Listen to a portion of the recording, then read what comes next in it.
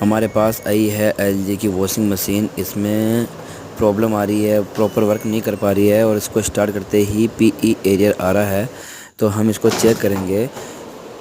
इसका top pressure switch की वजह से ही पीई एरर आता है, या फिर इसके वायर कट गए हो या इसमें कार्बन आ गया हो। तो सबसे पहले गाइस हम इसमें जो भी कार्बन आ रहा है वो पूरे तरीके से या रुक रहे हैं।